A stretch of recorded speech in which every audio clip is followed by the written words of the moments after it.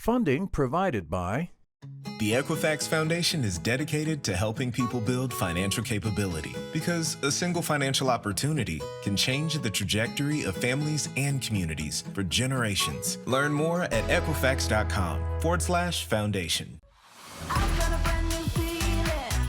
I'm Jacqueline Shattuck, and I'm soon to be your favorite certified financial planner. My name's Chris Corinthian. I'm a financial literacy expert and financial coach. Ready for action. We are a professional powerhouse. I've got a brand new feeling. So I handle the numbers. And I try to see what is their relationship with money. So we meld the two together to give you the most financial empowerment. And I'm feeling good.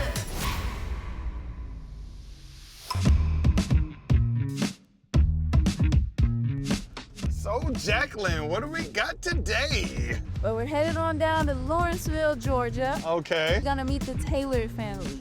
I'm Marcus Taylor, And I'm Zanetta Taylor. and we're the Taylors. family. Oh, we're the Taylors. They've actually been together for a little over a decade, but married for 6. We have a beautiful family, 2 boys. Jackson is our 13-year-old. He's in 8th grade. He's a dynamic kiddo. Preston is a ball of energy and character. I say he's 6 going on 60. I love that. Let's hear some more. They are seeking help on how to start building generational wealth and how to properly prepare a will and other estate planning documents. You know, you need a will, power of attorney, Yes. all these different things, but of course there's areas that we don't know. We want to try to build generational wealth and protect that generational wealth. Now, we're not attorneys, but I'm glad that they reached out to ask us for legitimate information so we can point them in the right direction. Doing a house call today. Knock, knock. Here go the mentors. Here we go. Hi, I'm Betty, Zanetta. Jacqueline. Come on in. Hi, Pleasure to meet you. Chris. Marcus, Awesome. nice to meet you. Absolutely. Come on in. Thank you. Yeah, feel Thank free you. to have a seat. We're so glad y'all made it.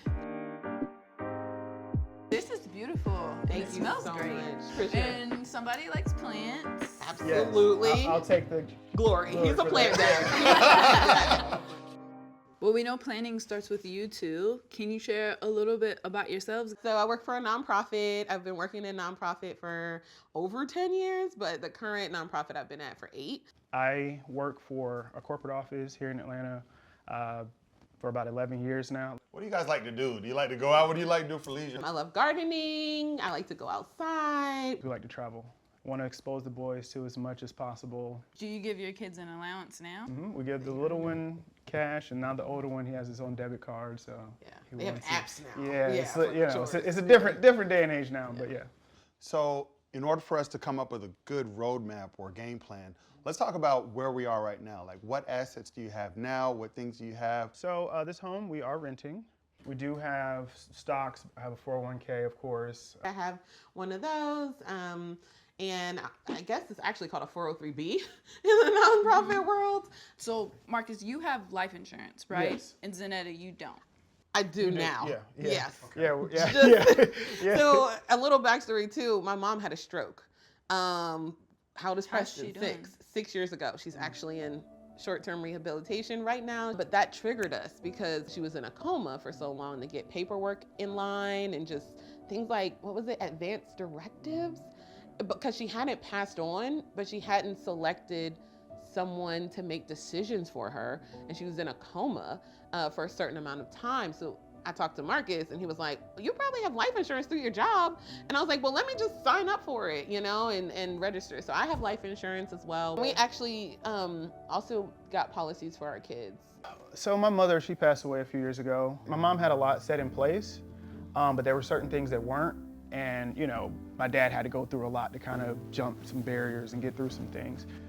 Losing my mom really opened my eyes to wanting to make sure that my kids were taken care of so they don't have to go through what my father went through in that process.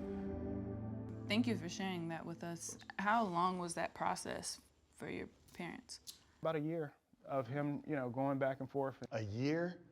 Just imagine when you think you have closure to this situation and you can move on, having to relive that every single day for up to a year.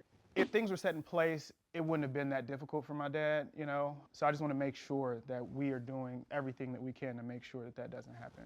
Do you have any things like wills in place or trusts? I don't have a will right now. I'm ready to write one. That's where I'm at. Yeah, same here. I don't have a will, but this is the perfect opportunity to do it. We don't know exactly, you know, what we need to do, and that's why we're kind of looking at you guys to help us understand what that looks like. The best time to have this in place was yesterday. Better late than never. Our money's in the bank and in like investment assets right now. And we're trying to figure out how we can transition that to our boys, not in account management, but in future generational wealth planning. I'm glad that they know what they want. Chris and I can't make the decision for them, so being able to support them in their decisions, perfect recipe. Well, did y'all want to meet the boys? Yeah, Absolutely. Awesome, let's do it. Okay. I'll let you go first. Thanks. Hi, guys. Come on, How you doing? For y'all to meet. My name's Jackson. My name's Preston. You can tell these boys have been planted with the seeds of growth and development. I wonder how that's going to translate into their understanding of how money works. All right, who is the most responsible? So who is the biggest saver in the family? Preston. No, I like to spend it. I don't save it. Oh my. Who's the best dancer in the family? Yeah, I think you got us all beat. Oh, okay, we're about to break out and dance now. All right, let's see what's going on here. Let's go. That's cool. Man, they got tomatoes, bell peppers. They got a farmer's market in their backyard. Growing a garden isn't the simplest thing to do. This family garden is a reflection of, number one, doing things together, but planting the seeds now for a future harvest. Here's a tomato back here. Oh my goodness. Wow. Here's the red one right here. Wow. Can you pick that one? We can take that one inside. Yeah. So do you all incorporate this with like your recipes and things that you cook on a regular? Yeah, so Preston picks them, Jackson will come out and help us, and then we wash them off, and we do incorporate the tomatoes and the peppers and even basil here in the middle, and we blend it all together to make yummy sauces for Italian food. That's so important, you know, because when you think about things like generational wealth, people automatically just think money, right? But you're talking about the time you spend together and the recipes and how that can possibly be one of those things that goes down generationally, right? I love that thought, like passing down knowledge, right, from one generation to the next. I love this. They have a vision, we have the tools, and now we're in place to help them see that vision through. So we're gonna get together, we're gonna work on a plan and just come up with the best strategy that works best for you all. Great. Okay? Thanks. All right. Let's do it. Let's go. Awesome.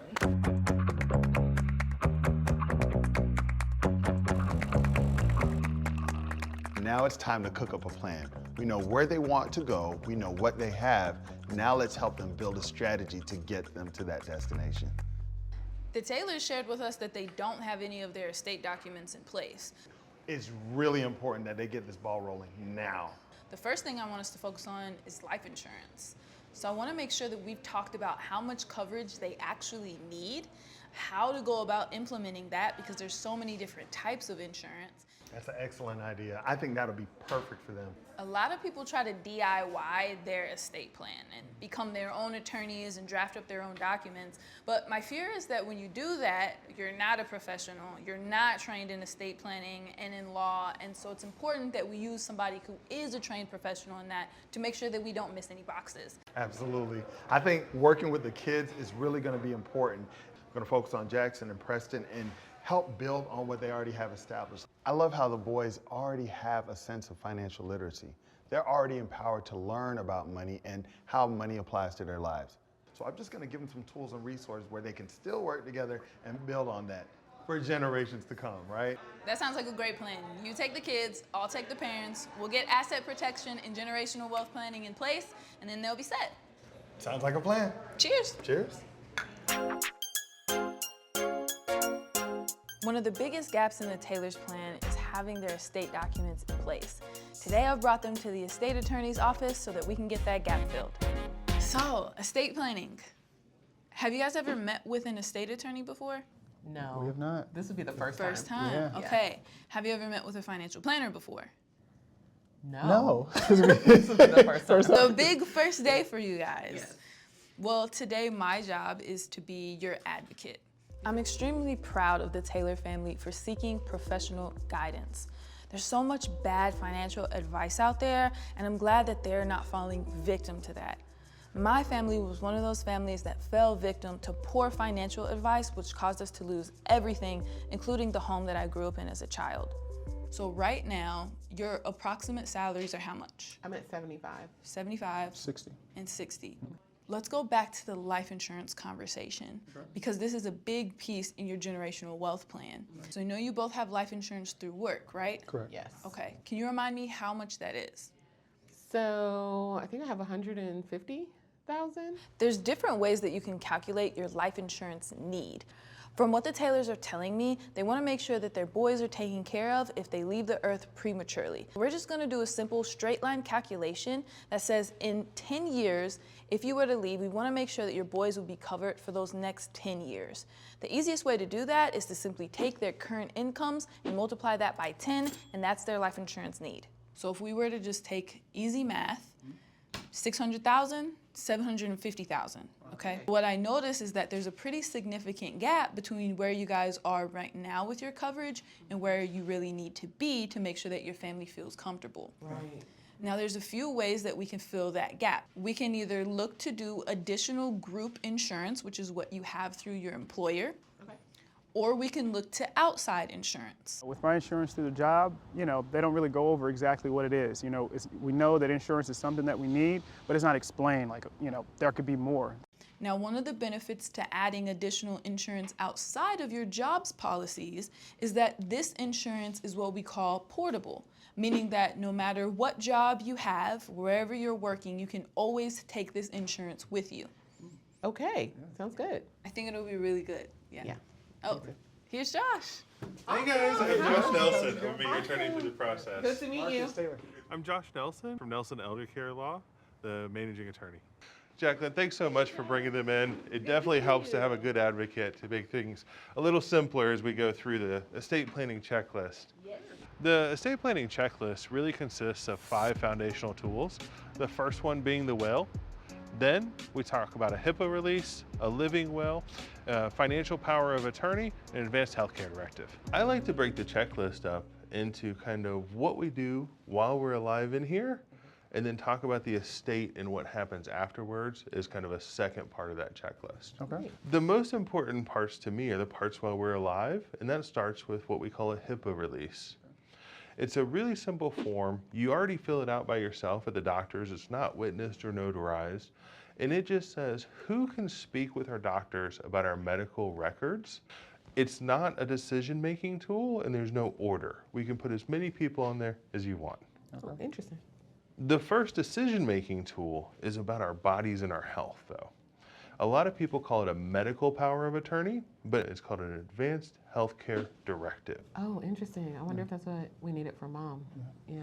The good thing about an advanced healthcare directive is while you're healthy, nobody can make medical decisions for you. The most important tool in my mind, though, is the financial power of attorney. We need that one. The financial power of attorney is so important to have in your estate plan. A lot of times we think that just because we're married, we can operate on the behalf of our spouse if something happens. Unfortunately, that's not how the law is written, so we have to have this financial power of attorney in place. What this does is allows for normally your spouse is your first financial agent to handle things that are individually titled in your name. So maybe a bank account that just has one of you guys' names on it and isn't joint, but especially retirement accounts. It's a great point that you bring up. You guys each have 401ks and they operate the same way. Okay. And a big part of this is not just access, but it's protection. So in the event that something happened where you ended up in the hospital, your spouse could sign those hospital contracts without taking on the liability. Buried in those contracts is often a paragraph that says, if something happens to Marcus where his insurance doesn't pay, you could be on the hook if you sign it the wrong way. One that's uncomfortable to talk about, especially whenever we're a little bit younger, is called a living will. And so this is not your last will, which dictates where your stuff goes. This is what we want as far as extreme medical treatments. Okay. It's a really good gift to give to your family, even your spouse. And so by doing a living will, you can give your spouse, your kids, your parents clear direction on what you do and don't want as far as treatment goes. Gotcha. Those are the main tools that we focus on while we're alive. Now we're going to start talking about where your stuff goes. All right. And there's two main ways of doing that. One is through non-probate transfer, which is we avoid the court system, and one is through probate. A big misconception is that a will skips probate court. It does not. It just tells the court where we want our stuff to go. And probate's very expensive and time consuming, right? So generally probate's going to cost about 3% of your estate or the stuff that transfers through court. There's a lot of ways to skip probate without jumping all the way to a trust. One of the best ways is beneficiary designations that doesn't require an attorney or any kind of legal fees. Your bank actually takes care of this with you. It's just a form you fill out. You probably have each other listed as the beneficiaries. Yes. What about your boys? Like, these are the kind of things that we need to plan for. A lot of families will decide to use a trust because it can distribute money over time. Whereas like a will just give them a lump sum when they're 18 or sometimes 21. Sometimes we can make a plan without having to jump to that level of expense or complexity. So you can build your estate plan as you build your wealth. The tools can build upon themselves. And especially now that we know that we can tier in different levels, it's not even a cost issue. We can always find something that works with you guys' financial plan. From what I'm hearing from Josh and from you, I really think that it's important as your financial advocate that you get this done. Are you ready to start today? Yes. Absolutely. Let's do it.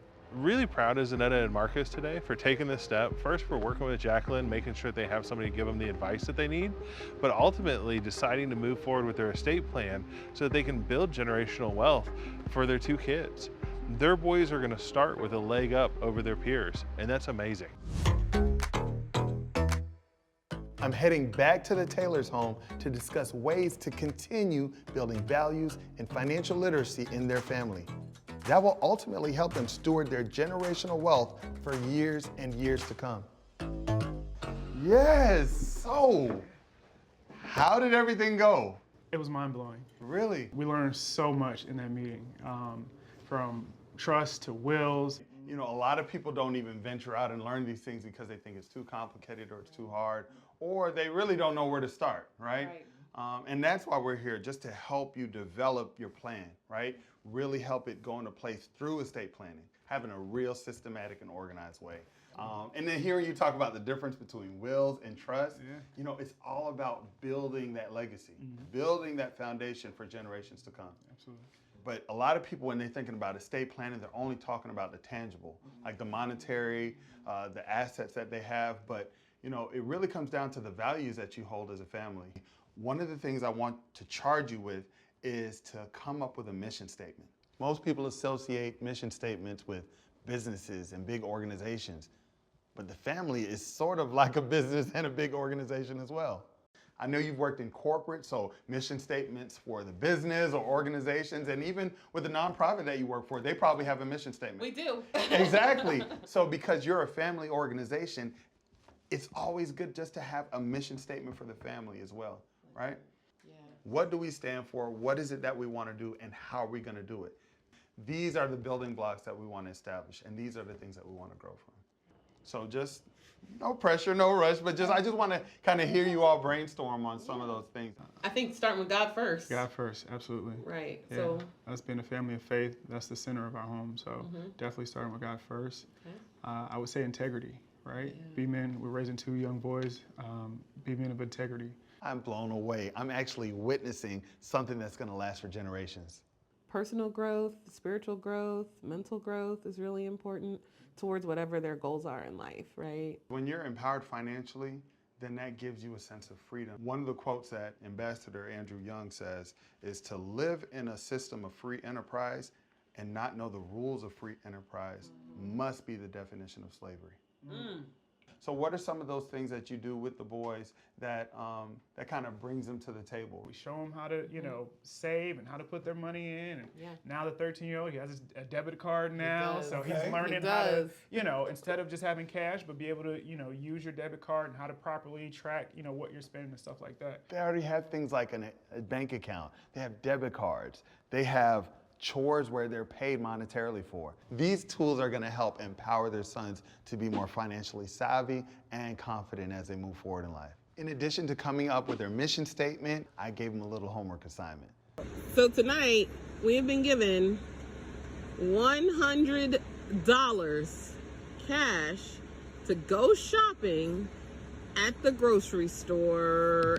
They're tasked with going shopping and getting items from the store that they'll be able to use in their next project. But the thing is, the parents aren't doing the shopping, the boys are. Now the tellers can sit back and actually watch their sons developing this sense of independence to know that they'll be good stewards of what they're entrusted with.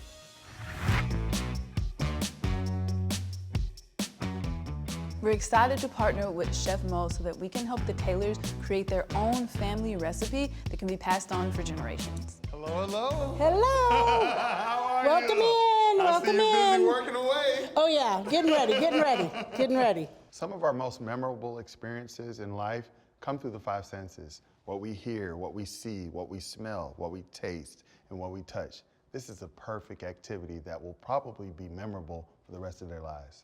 We've been talking about different things like generational wealth and values and the things they want to pass down. Right. So we're really looking forward to this experience. We wanted to come to the best, so you can help us bring out the mission that we're really trying to share with the family. Awesome.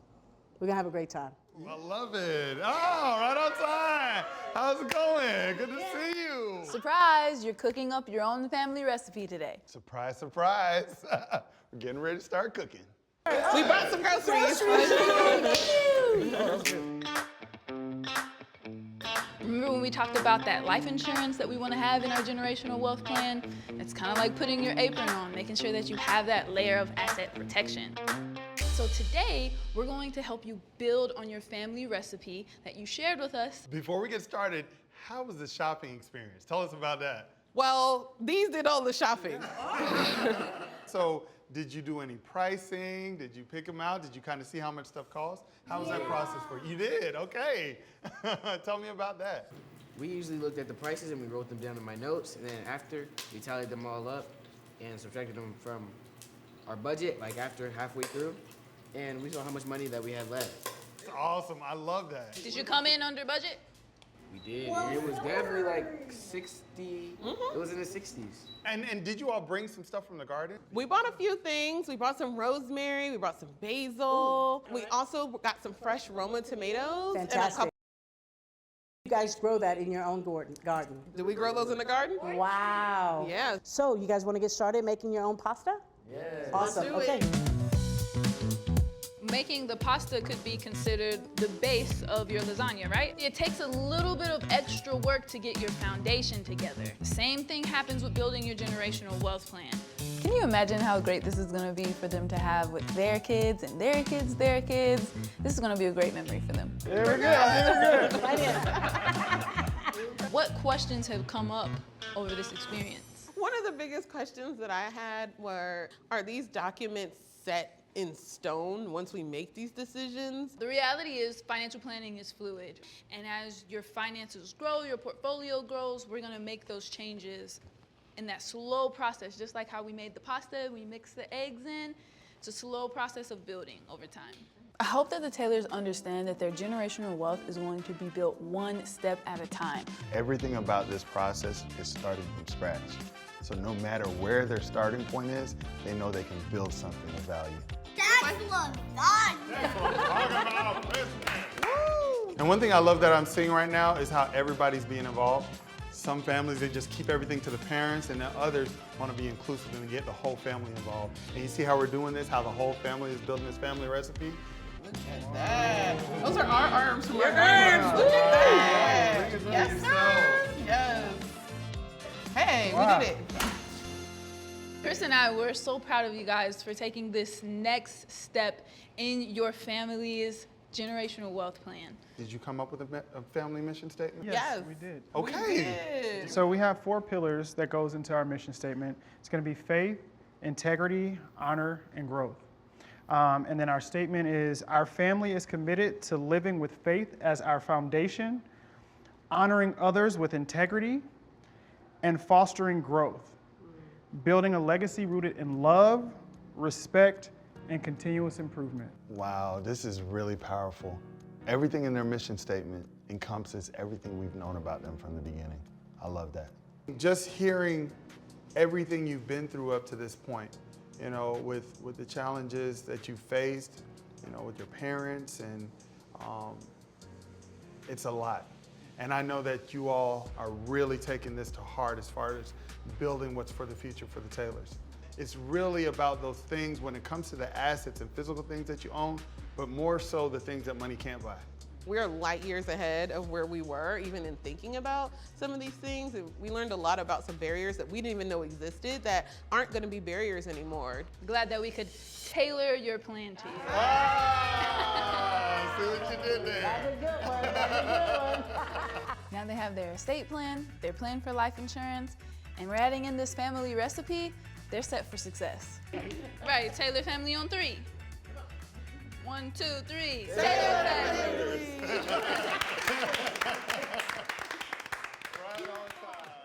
Find more My Money Mentors financial advice, tools, and resources at mymoneymentorshow.com.